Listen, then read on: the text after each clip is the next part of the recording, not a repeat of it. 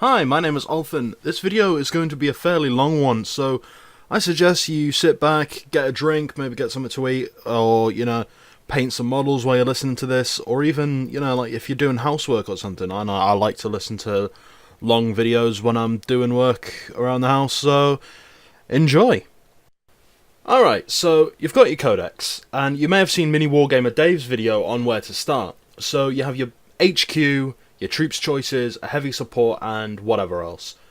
You have a basic Codex Space Marines force, but you're looking at the different chapter tactics, and maybe you've read a few Black Library titles. The Black Templars look interesting lore-wise.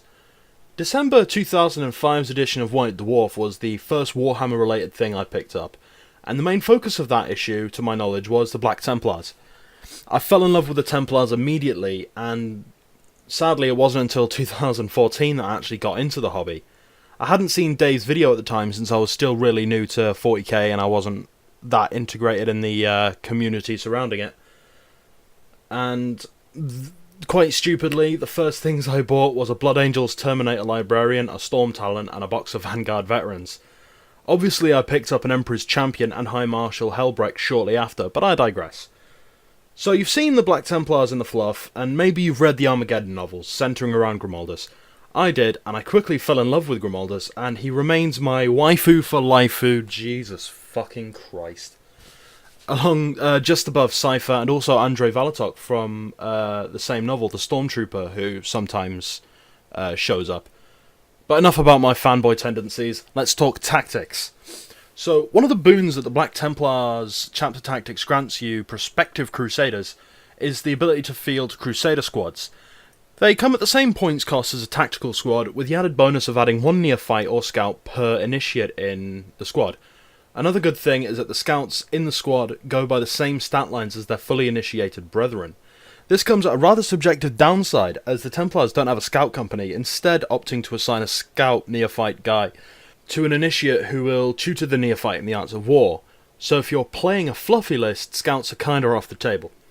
The rules afforded by the Chapter Tactics Black Templars rule, they're also quite useful, wherein all the models within that Chapter Tactic have the Adamantium Will and Crusader rules, alongside others, as well as accept any challenge no matter the odds.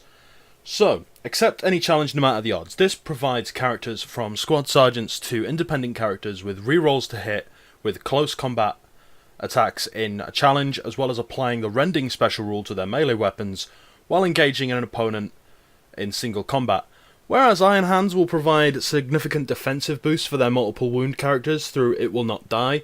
Black Templars instead get a significant damage boost by having anything like re-rolling all 2 hit and 2 wound rolls with 6 attacks on the charge armed with a pair of lightning claws.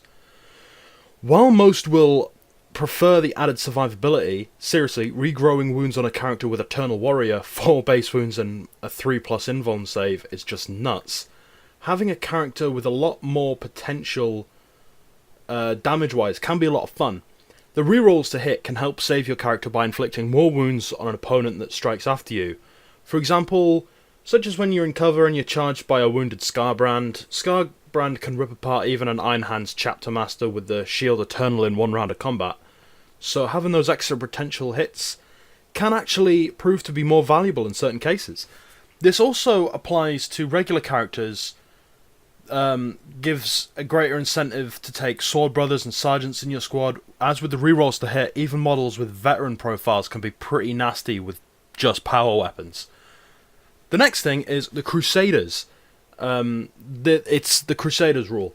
This provides units with both the Adamantium Will and Crusader special rules, giving them 2 minor boosts that are nonetheless underrated by the community at large. That's what I've seen anyway.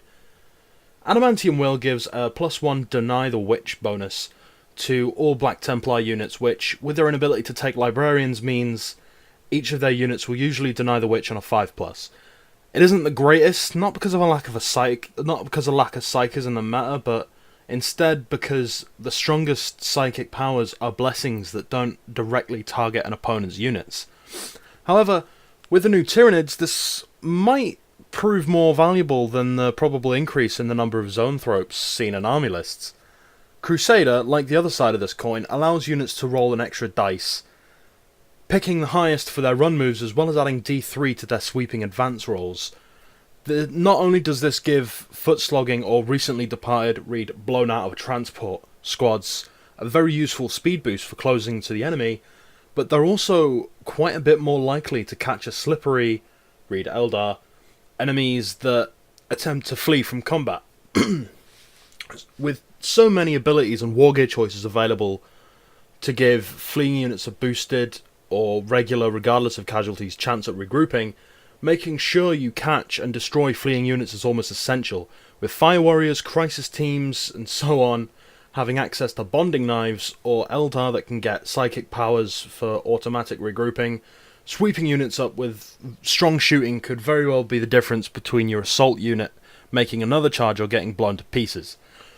While Adamantium Will and Crusader are probably the most minor boosts for Space Marine infantry from the various chapter tactics, they are nonetheless quite useful and should not be disregarded. Talking about HQ choices, you have a very good variety to choose from. You've got the 3 named characters, Helbrecht Grimaldus, the Emperor's Champion, the Captain/Chapter Master, and the Chaplain. Going with the named characters, Helbrecht Grimaldus and the Champion first. So, starting off with Helbrecht, the big H himself. He has a few unique rules, as well as a 2+ armor save and a 4+ invuln save, as well as 4 wounds and 4 attacks with D3 plus 4 AP3 attacks on the charge at strength 4. His loadout, as far as weapons go, is a combi melter and a power sword, which is fairly standard for chapter masters. His warlord trait is a decent choice for a Templar horde list, which means he and his unit get furious charge for 1 turn when they launch an assault. Granted, you have to declare it before you resolve said charge. Might end up being a waste if you fail to make it into combat, but meh. Helbrecht also comes with a unique special rule, Crusade of Wrath, another one-use ability. Declaring you're using it at the start of the assault phase, it grants all Black Templar units, yes, all, with Hatred and Fleet for that one assault phase. Combine that with the Warlord trait, for the High Marshal alone you're looking at D3, 4 weapon skill 6, strength 5, AP3 attacks, that reroll failed to hit rolls. That is fucking psychotic. And applying rerolls across an entire army during the assault phase can be beautiful for, say, Crusader squads and the elite melee units like Vanguard Vets, Assault Terminators, Honor Guard. The true beauty is the fleet application, which makes your charges a lot more reliable for a turn. On to good old Grim. So, Grimaldus comes with a boosted stat line which includes an extra wound and an extra attack, bumping him up to the likes of an Interrogator Chaplain. A base ranged weapon of a master-crafted plasma pistol is a bonus too. He also has the It Will Not Die rule, and to my understanding, I haven't fielded Grimlad yet, but the It Will Not Die rule applies when you're at 1 wound or 1 hull point. You roll a single die, and on a 5+, you regain 1 hull point or wound. Unfortunately, he doesn't live up to his representation in the novels, which is an unkillable badass, because although he does have an extra wound, he still has a 3+ armor save, toughness 4, and a 4+ invuln, with no Eternal Warrior. He does do a little bit more damage than a regular Chaplain with the extra wound, but that's really not that much of a boon in the bigger picture. I mean, in the novels, he survives having a fucking cathedral dropped on his head, so, you know. Moving on, Grimlad's signature rules are to bring a unit of servitors which grant the Zealot special rule to units within 6 inches rather than just the unit he's attached to. The downside is that the servitors have to be with Grimaldus, and thems ain't cheap. Thems ain't cheap, son. It's probably better to run Grimlad and his robo-butlers with a transport to keep the survivability up and the chance of him dying down. All in all, Grimlad is probably best suited for a fluffy list or a narrative-based campaign. So, finally, the Champion. There's really one thing to keep in mind with the Emperor's Champion, and that he's the bellend you get invaded by in Dark Souls, wanting a duel. He has to issue and accept challenges like it's nobody's business. A unique character in both rules and, well, character, you can only have one in your army list. Back when the Black Templars had their own codex, he made army-wide vows, which I will admit I know next to nothing about. With a similar stat line to an El Capitano, just sans one ballistic skill, he doesn't need it, let's be honest. He charges into battle with a fucking sword. However, he does have one less wound and attack. Nothing else offsets that weakness, not his AP2 master-crafted power sword, as nice as it may be, or his artificer armor, which, you know, admittedly, both of them are a sexy pair of things to have in the middle of a battle. His special rule, Slayer of Champions, is where the champion earns his Emperor Bucks. This rule forces the champ to issue and accept challenges, and with only 3 to 4 Strength 4 AP2 attacks on the charge, it might end badly. He ain't cheap either, and he could fit your role as a warlord, but still having to issue and accept challenges, it means there is the chance that your opponent can kite you around the battle like he's the tank in an RPG. So, but all in all, the champ is a unique character, and with that comes special, unique rules. Part of his rules means he can pick from 2 stances in each challenge. One grants +2 strength on his attacks but loses a bonus attack and strikes at initiative 1, or having instant death on a to wound roll of 6. Both decent, but they're hampered by the shortcomings of the champion's overall build. Like Grimlad, the champ might be your warlord choice in a fluffy list or a narrative game, but yeah, it's not worth taking unless you know what you're properly doing. But them's the HQs and the special units covered. Now the bread and butter of the Templar list. Here's a recipe for you. Take 1 tactical squad. The option to take a special and a heavy weapon in a 5-man squad. The option of a Land Raider Crusader as a dedicated transport. The option to exchange your bolt gun for a chainsword. The option to put a power weapon on a non-character model who can also not be kited with challenges. Cheap scout equivalents to be added in for each marine in the squad. Mix together with half a cup of plastic glue, add some Chaos Black primer, stick in the modelling oven for 20 minutes, and then glaze with Templar paints. Don't put them in the oven. So, I mentioned earlier that Neophytes and Crusade squads have the same stat lines as Initiates. Exactly the same, with one difference. The Neophytes have a 4+ save rather than the 3+ that the Initiates and regular Marines have. Like many other scout builds, you can outfit them as you please. Snipers, bolt pistols and close combat weapons, shotguns, you get the point. There are 2 crucial ways to outfit your Neophytes for close combat. Pistol and close combat weapon, or shotgun. The pistol and close combat weapon lets you fire a Strength 4 AP5 pistol shot before combat and 2 Strength 4 attacks with 3 on the charge, 4 if you get rage.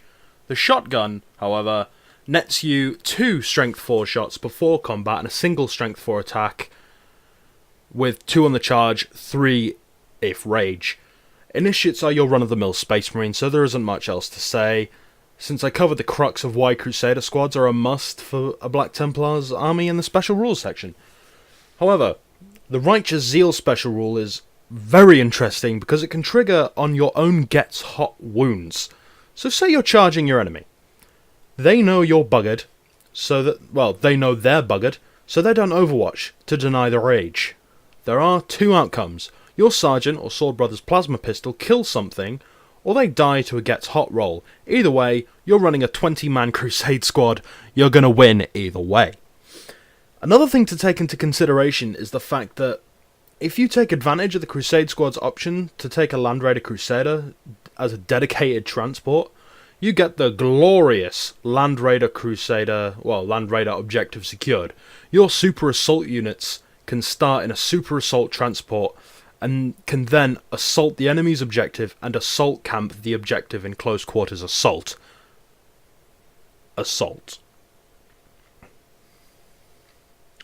That's really everything about the rules and the models of the units you can take and the units you can field for glorious battle. So let's have a quick tactical discussion, and we'll also talk a little bit about lists. Commissar Gamza made a tactic video where he mentioned a very interesting tactic, and I have yet to use it, but his logic is sound, and like all commissars, their logic is sound.